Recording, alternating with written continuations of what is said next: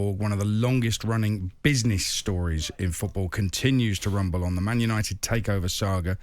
So Sir Jim Ratcliffe plans to appoint a new sporting director if his bid to buy a minority stake in Man United is successful. That's what we understand here at talkSPORT. Paul Mitchell, who's previously performed the role at Southampton and Tottenham, is among the names being considered after he left Monaco.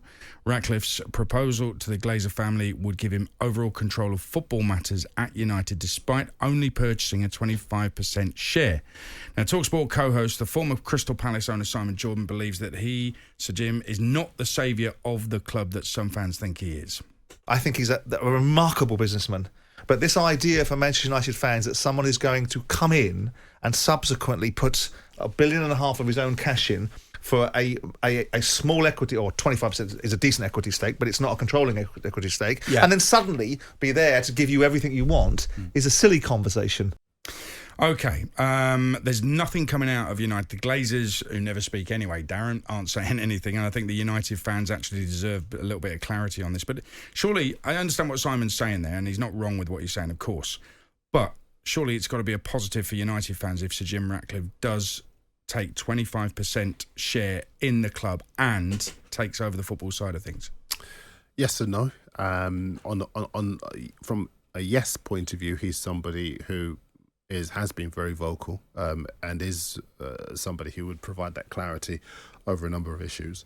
There is an irony. I remember pre-World Cup and in the months leading up to it, there had been all of the apprehension about Qatari ownership, Qatar, everything associated with it, and now there is disappointment among the fan base, within the fan base, that the Qatar is a nation state, isn't taking over and providing the club with the limitless funds to be able to turn them into a superpower again.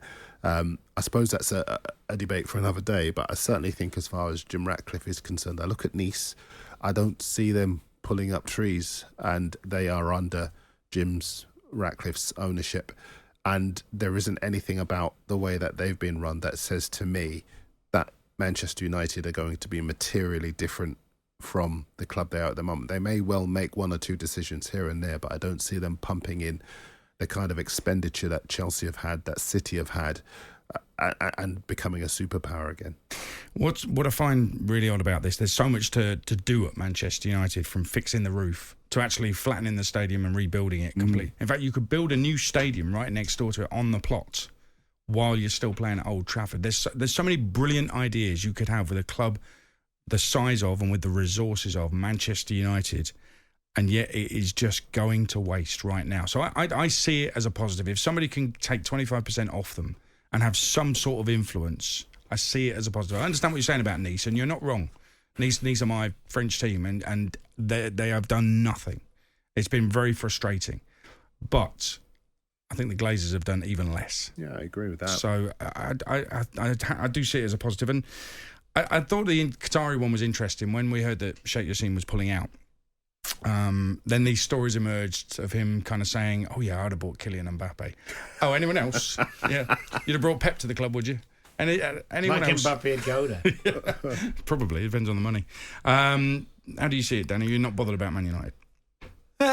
Well, there is part of me, of course, thinking the more trouble and drama, the better. But I think it's great for football to have all the big powerhouses on an upward trajectory. They have spent a lot of money on players. The recruitment's been poor. The stadium issue is obviously it's there and needs dealing with at some point.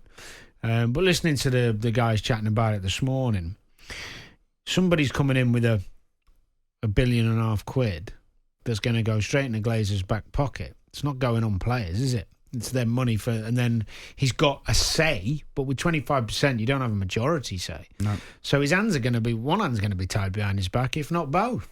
So I don't know how much influence. I mean, he's a clever man. So there's obviously a long-term strategy to get more of the club and how long that. So, yeah, I tend to agree. I think if you're a United fan, it's not completely what you want, but it's a positive step. Yeah. It's got to be. On AM, on DAB, via the talkSPORT app and on your smart speaker. talkSPORT.